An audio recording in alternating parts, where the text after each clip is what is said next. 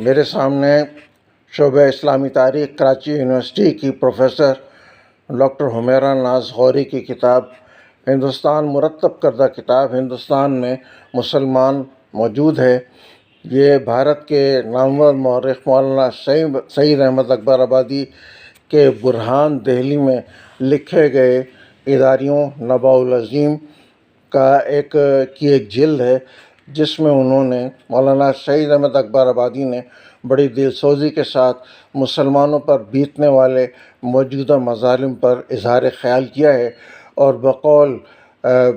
مولانا سعید احمد اکبر آبادی کہ اسے ہندوستان میں بہت پذیرائی حاصل ہوئی ہے۔ محترمہ ڈاکٹر صاحبہ نے اسے بڑی محنت سے مرتب کیا ہے اور یہ ایک حوالہ جاتی کتاب کی شکل اختیار کر گئی ہے۔ مولانا اپنی کتاب میں مسلمانوں پر جو مظالم بیت رہے ہیں اس کے جو حل انہوں نے پیش کیے ہیں، وہ پاکستان کی فضا میں رہتے ہوئے بہرحال وہ اسلامی شریعت سے ہٹے ہوئے بھی نظر آتے ہیں۔ مثلاً صفحہ 58 پر وہ کہتے ہیں کہ مسلمان اپنی تمام جو ستم رانیاں ان کے ساتھ ہو رہی ہیں اور جس طرح سے ان کو برباد کیا جا رہا ہے، اس کے جواب میں اگر وہ خود بھی جواب دیں گے، ہنگامہ کریں گے، لڑائی جھگڑے کریں گے، تلواریں اٹھائیں گے، تو اس سے نقصان دراصل مسلمانوں ہی کا ہوگا۔ اس لیے بہتر یہ ہے مولانا سعید احمد کے الفاظ میں کہ وہ مسلمان خاموش رہے۔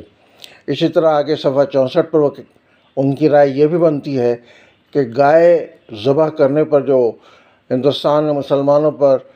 تشدد ہوتا ہے اور ان کے قتل عام ہوتے ہیں، اس پر بھی وہ کہتے ہیں کہ گاؤ کشی کا رجحان ہمارے یہاں مفاہمت کی خاطر روک بند کر دینا چاہیے اور دوسرے جانوروں کی قربانی دیں، گائے کی قربانی پر اصرار نہ کریں کہ اس سے دوسروں کے جذبات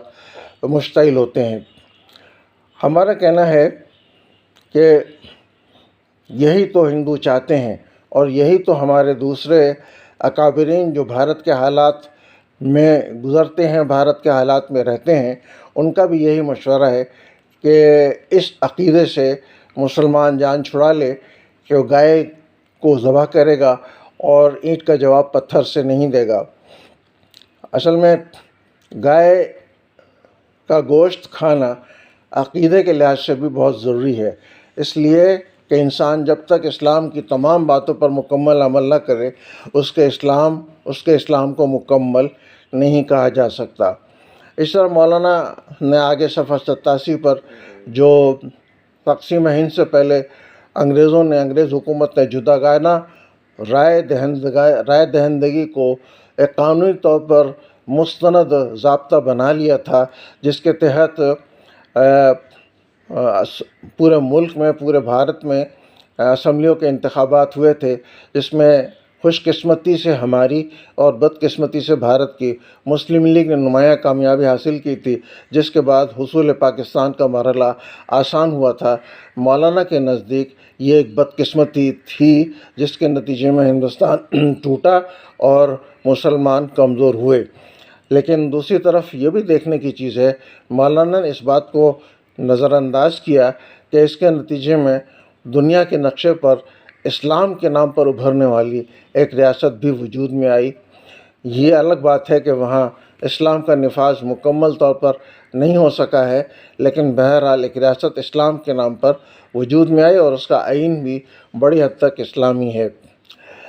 آگے صفحہ 91 پر وہ لکھتے ہیں، بہت اچھی بات لکھتے ہیں کہ جمعیت علماء ہند جو تقسیم ہند کی مخالفت پیش رہی، وہ آزادی کے بعد کانگریس کی انگلی پکڑ کر چلنے لگی۔ یہ بہت عمدہ بات انہوں نے بیان کی کہ کانگریس کی آواز اور جمعیت علماء ہند کے علماء کی آواز یکساں ہو گئی اور کہیں بھی ان کے اندر اختلاف رائے دیکھنے کو نہیں ملتا۔ وہ فرماتے ہیں صفحہ 97 پر کہ مولانا آزاد اور مولانا حسین احمد مدنی صاحبان نے اسباب زوال کا گہری نظر سے جائزہ نہیں لیا۔ اس صفحے پر مولانا سعید احمد اکبر آبادی نے مولانا آزاد کو بھی اپنی تنقید کی زد میں لیا ہے کہ وہ اسباب زوال کو اگر پوری طرح سمجھنے کی کوشش کرتے تو شاید وہ کوئی اس کا دوسرا حل بھی پیش کر سکتے۔ جو بات سمجھ میں آئی وہ یہ ہے کہ مولانا نے اسباب تو خلاصے کے طور پہ بیان کر رہا ہوں کہ جو بات سمجھ میں آئی وہ یہ ہے کہ مولانا نے اسباب تو مسلمانوں پر سب و شتم کے اور قتل و غارت گری کے تمام گنوا دیے کہ وہ ان کے ساتھ یہ بیت رہی ہے اور یہ مسلمان جواب دیتے ہیں اور مسلمان گائے کا ذبح کرتے ہیں، مسلمان اپنے زیادہ مذہبی ہونے پر اصرار کرتے ہیں۔ یہ اسباب تو انہوں نے اس پوری کتاب میں بہت تفصیل کے ساتھ بیان کیے ہیں، لیکن اس کا کوئی حل پیش نہیں کیا کہ مسلمان کیا کریں۔ جو حل سامنے آیا وہ آپ کے سامنے میں نے رکھا کہ مسلمان خاموش رہے اور گائے کی ذبح چھوڑ دے۔ میں آپ کو بتاؤں کہ پاکستان، یہ تو پاکستان بن چکا ہے، لیکن جب تحریک پاکستان چل رہی تھی، جب تحریک خلافت چل رہی تھی، تب بھی بہت سے علماء نے اور بہت سے اسکالرس نے گائے کے خلاف اپنی رائے دی تھی اور مسلمانوں کو اس عقیدے سے دستبردار ہونے کی ہدایت دی تھی۔ حتیٰ کہ آتا ہے کہ بعض احادیث میں بھی انہوں نے ترمیم کر کے گائے کی جگہ بکری کے الفاظ ڈال دیے تھے۔ جب ان کے یہ تو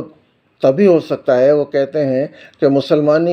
مسلمان بھارت مرکزی کردار انہیں ادا کرنا چاہیے۔ اس وقت تو سب بٹے بٹے ہوئے ہیں۔ سوال یہ پیدا ہوتا ہے کہ مسلمان بھارت مرکزی کردار تبھی ادا کریں گے جب ان کی کوئی متفقہ قومی جماعت ہوگی اور اس میں بھی کوئی شخصیت ایسی ابھرے گی جو سب کو ایک نقطۂ نظر پر متحد کر دے۔ یہ صفت اور یہ خوبی 1946-45 میں مسلم لیگ ہی کو حاصل ہوئی، جس کی قیادت مولانا قائد اعظم محمد علی جناح جیسی شخصیت کر رہی تھی، جو قانونی دماغ بھی بہت اعلیٰ رکھتے تھے اور جن میں جھکنے اور دبنے اور فروخت ہونے کی صلاحیت بھی نہیں تھی۔ تو ایسی جماعت تو فی الحال بھارت میں کہیں نظر نہیں آ رہی ہے، لہٰذا بھارت کا مستقبل اور بھارت کے مسلمانوں کا مستقبل تو اسی طرح پریشانیوں میں اور اذیتوں میں مبتلا رہے گا۔ لیکن جو حل پیش کیے گئے ہیں وہ بہرحال